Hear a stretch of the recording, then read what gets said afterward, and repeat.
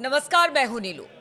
लेकिन इस बार पिछले कुछ दिनों में या पिछले कुछ हफ्तों की बात की जाए तो लगातार हमले हिजबुल्लाह की तरफ से किए जा रहे हैं और उसे इजराइल रोक नहीं पा रहा है। आखिर क्या वजह है कि लगातार हिजबुल्लाह इस तरह से बहुत जबरदस्त तरीके से हमला कर रहा है और उसे इजराइल रोक पाने में नाकाम साबित हो रहा है? बातचीत करने के लिए मयंक मेरे साथ जुड़े हुए हैं। अब हिजबुल्लाह जो है वो काफी जबरदस्त तरीके से अटैक कर रहा है इजराइल पर और इजराइल जो है इस हमले को रोक नहीं पा रहा है। उसे बड़ी दिक्कत हो रही है, बड़ी परेशानी हो रही है, लेकिन इजराइल कुछ नहीं कर पा रहा है। देखिए, जो आप बात कर रही हैं इसकी एक बहुत बड़ी वजह सामने आई है। ऐसा बताया जा रहा है कि जो नईम कासिम है, हिजबुल्लाह के नए चीफ हैं, इनके बीच में और जो इस्माइल कानी हैं, जो ईरान की कुड्स फोर्स है उनके जो चीफ हैं, इनके बीच में बताया जाता है कि एक खुफिया बैठक हुई। ये कुछ दिनों पहले की बात है, जैसे सोशल मीडिया में चर्चा है।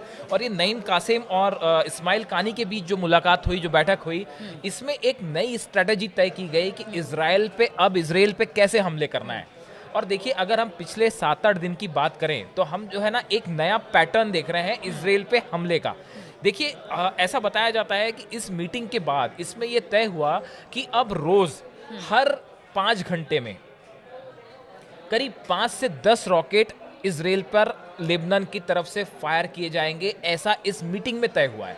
आप देखिए, यही वजह है हाइफा पे लगातार हमले हो रहे हैं, गैलीली में लगातार हमले हो रहे हैं, शिमोना में लगातार हमले हो रहे हैं और ये हमले इजराइल नहीं रोक पा रहा है। अब ये कैसे हो रहा है ये मैं आपको समझाने की कोशिश करता हूँ। देखिए, इस बैठक में बताया जाता है कि 3-4 चीजें स्ट्रेटजी तय की गई, उसके बाद जो है वो अटैक का एक नया पैटर्न सामने आया। एक तो मैंने आपको बताया कि ये तय हुआ है कि हर 5 घंटे में इजराइल के ऊपर जो है 5 से 10 रॉकेट्स फायर करने। दूसरी ये चीज तय हुई है कि दिन में कम से कम 3 बार इजराइल पर बड़े हमले करने हैं, जिसमें 50 से ज्यादा रॉकेट्स फायर करने हैं। देखिए, एक कितनी देर में हमले होंगे ये पैटर्न तय हो गया है, दिन में कितने रॉकेट्स फायर किए जाएंगे ये पैटर्न तय हो गया है। देखिए, हम आपको बताते हैं कि अभी हाइफा में पिछला जो अटैक हुआ था, हाइफा में 90 रॉकेट्स फायर किए गए। लेकिन इसमें खास बात ये थी कि पहले 10 रॉकेट फायर किए गए, उसके बाद थोड़ा सा इंतजार किया गया और अगले 60 सेकंड के अंदर यानी 1 मिनट के अंदर करीब 80 रॉकेट दाग दिए गए।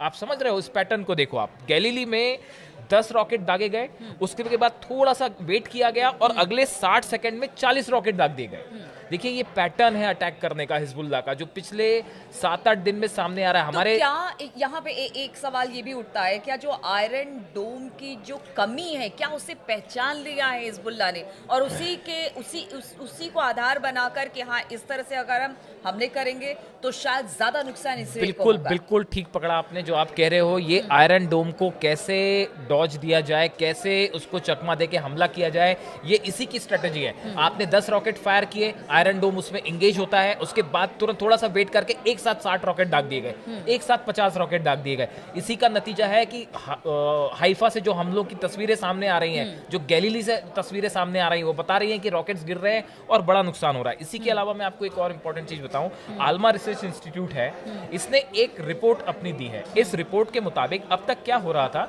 कि हिजबुल्लाह जो इजराइल के बड़े शहर हैं, या आप ये कहें कि ये दक्षिणी इजराइल का जो इलाका है, यहाँ पे पहले करीब ऐसा होता था कि 27% जो रॉकेट फायर हो रहे थे उसमें 27% रॉकेट इन इलाकों में गिर रहे थे, जैसे कि हाइफा हो गया, एक्रे हो गया, गिलियोत हो गया या तेल अवीव। इसमें 27% अटैक हो रहे थे। लेकिन अब हिजबुल्लाह ने इसको बढ़ा के 42% कर दिया है। कहने का मतलब यह है कि अब 42% जितने रॉकेट्स हिजबुल्लाह की तरफ से फायर हो रहे हैं, उसमें से 42% रॉकेट्स ये इजराइल के बड़े शहरों में गिर रहे हैं। हाइफा में गिर रहे हैं, एक्रे में गिर रहे हैं, गिलियोत में गिर रहे हैं, तेल अवीव में गिर रहे हैं। इसकी वजह से ये तबाही की ज्यादा तस्वीरें जो सामने आ रही हैं, हमारे दर्शक कई बार हमसे पूछते हैं कि क्या आप किसी पुराने हमले का जिक्र कर रहे हैं? हम पुराने हमलों का जिक्र नहीं कर रहे हैं, ये लेटेस्ट हमले हो रहे हैं, रोज अटैक्स हो रहे हैं और उसकी तस्वीरें भी अब सामने आ रही हैं। अब देखिए, पहले क्या हो रहा था, हिजबुल्लाह जो अटैक करता था तो वो जो इजराइल का लेबनान बॉर्डर का 5 किलोमीटर का इलाका है, जिसमें कई गांव उसके हम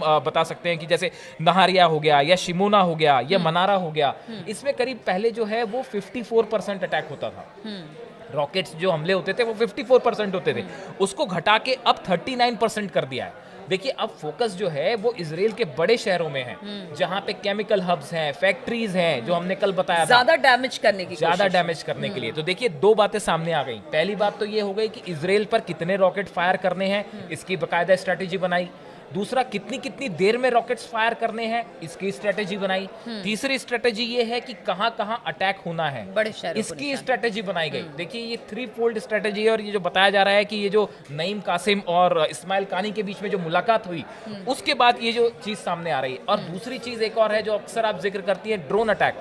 आप देखें तो ड्रोन अटैक की संख्या इजराइल के बड़े शहरों में लगातार बढ़ गई है, जो कि बार बार इजराइल के आयरन डोम को एक तो लो फ्लाई करते हैं, अंदर आते हैं, जिससे कि बड़ा नुकसान हो रहा है। आप देखिए हाइफा और नजरेत, ये जो शहर हैं दोनों, यहाँ पे दोनों जगह पे बड़े ड्रोन अटैक्स हुए हैं। और देखिए हाइफा में तो कई जगह जो है वो धमाकों की आवाज लगातार सुनाई दे रही है, जो वहाँ से तस्वीरें और वीडियो सामने आ रहे हैं। शहर में अक्सर जो है वो सायरन अलर्ट्स हो रहे हैं हमलों को लेकर। वैसे ही बताया जा रहा है कि हाइफा में 3 रॉकेट एक अपार्टमेंट में गिरे हैं, जिसकी वजह से अपार्टमेंट तबाह हो गए। एक कारों में आग लगने की तस्वीर सोशल मीडिया में जम के वायरल हो रही है कि 3 कार जो है वो धू कर जल रही है इजराइल में। उसी तरह जो है साफेद इलाका है, वहाँ पे एक इमारत की पार्किंग में जो है रॉकेट गिरा है, उसकी तस्वीर भी सामने आई है। वैसे अवितल बेस है इजराइल का, यहाँ पे बताया जा रहा है, ऐसा हिजबुल्लाह ने दावा किया है कि हमने यहाँ पे 6 रॉकेट्स फायर किए और 6 के 6 निशाने पे गिरे। देखिए कहने का कुल मिला के मतलब ये है कि पिछले कुछ 8-10 दिनों में जिस पैटर्न पे हिजबुल्लाह अटैक कर रहा है, वो पैटर्न एकदम नया सामने आ रहा है। और इससे एक बात साफ हो गई है कि इजराइल के खिलाफ जो ईरान की स्ट्रेटजी है अपने प्रॉक्सीज की तरह के तहत लड़ाई को आगे बढ़ाने की, इजराइल को उलझाए रखने की, वो बहुत बुरी तरह से मतलब सफल होती दिखाई दे रही है। मतलब वो ऐसा लग रहा है कि इजराइल वाकई इसमें उलझ के रह गया है। नेतन्याहू को बंकर में छुपना पड़ रहा है, अपने घर के बेसमेंट से काम करना पड़ रहा है इजराइल की। लेकिन इसके बावजूद भी मयंक, अगर नेतन्याहू की बात की जाए, वो पीछे हटने को तैयार नहीं है। हमले तो लगातार इजराइल की तरफ से भी हमने देखा, कई ऐसे शहर हैं जो कि लेबनान के मतलब वहाँ पर निशाना उनको बनाया गया। सीरिया में भी लगातार अटैक हो ही रहा है। इधर अगर गजा की बात की जाए तो यहाँ पर भी बहुत सारी खबरें सुनने को मिली, और पीछे ये खबर भी आई कि जो रसद पहुँचाया जाता, राहत सामग्री पहुँचाई जा रही थी, उसे इजराइल ने रोका है। हालांकि अमेरिका ने उसे कहा है कि देखिए भाई, ऐसा है कि अगर आप यहाँ पर जो राहत सामग्री पहुँचाई जानी है नहीं पहुँचाएंगे तो आपका शायद जो पीछे से जो बैकअप अमेरिका दे रहा है इजराइल को, यानी हथियार सप्लाई कर रहा है, उस सबको रोकने की बात हो रही है। लेकिन इसके बावजूद भी इजराइल ना अमेरिका की बात मान रहा है, ना अपने डैमेज को देख रहा है, वो सारी चीजों को दरकिनार कर रहा है। देखिए अभी जो है, जो बात आप कह रही हैं, उसका जवाब जो सोशल मीडिया पे जिसकी चर्चाएं हैं, नेतन्याहू को इस बात का इंतजार है कि ट्रंप कब राष्ट्रपति बनते हैं, कब शपथ लेते हैं। नेतन्याहू इस बात के इंतजार में है कि कब ट्रंप शपथ लेते हैं, और उसके बाद जो है क्या नेतन्याहू अपने मन मर्जी के मुताबिक उनसे अपने काम करवा पाएंगे। जैसा कि शायद हो सकता है नेतन्याहू और उनके एडवाइजर इस बात का एक असेसमेंट करके रखा उन्होंने कि हम इंतजार करते हैं। देखिए इतने हमले होने के बाद अभी तक नेतन्याहू एक प्रकार की खामोशी बरते हुए हैं, तो ये एक थोड़ा सा इशारा करता है इस तरफ शायद कि वो ट्रंप का उनको इंतजार है। दूसरी चीज देखिए, जो मोहम्मद अफीफ हैं, ये हिजबुल्लाह के प्रवक्ता हैं, इनकी तरफ से एक बयान आया है, ये बड़ा इंटरेस्टिंग है। ये कह रहे हैं कि हिजबुल्लाह जो है वो लंबे युद्ध को तैयार है, हम बॉर्डर और अंदर दोनों जगह लड़ेंगे, हमारे पास काफी हथियार है। 45 दिन के ऑपरेशन के बाद भी इजराइल किसी भी लेबनान के गांव पर कब्जा तक नहीं कर पाया है। देखिए हिजबुल्लाह ने एक बात साफ कर दी है कि हम जो है वो लंबी लड़ाई के लिए तैयार हैं, और जिस तरह से हमले हो रहे हैं उससे लगता है कि इजराइल और हिजबुल्लाह के बीच ये जो वॉर सिचुएशन है, इसमें अभी इजराइल लंबे समय तक इंगेज रहेगा। और जिसकी आप बात कर रहे हैं, अमेरिका का रुख अब वो ज़्यादा मैटर नहीं करता जब तक ट्रंप एडमिनिस्ट्रेशन पूरा इन कमांड नहीं होता।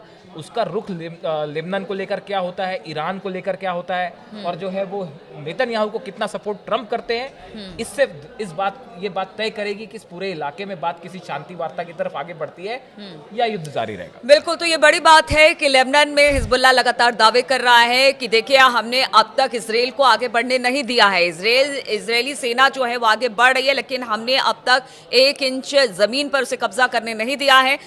हम लंबी लड़ाई करने को बिल्कुल तैयार बैठे हैं। लेकिन दूसरी तरफ इजराइल है कि लगातार हमले कर रहा है, हिजबुल्लाह के भी हमले हो रहे हैं, और इंतजार नेतन्याहू को ये है कि शायद जब ट्रंप शपथ ले तो उनके लिए कोई अच्छी खबर वहां से निकलकर सामने आ जाए। इस खबर पर लगातार ही हमारी नजर बनी रहेगी। आप बने रहिए हमारे साथ।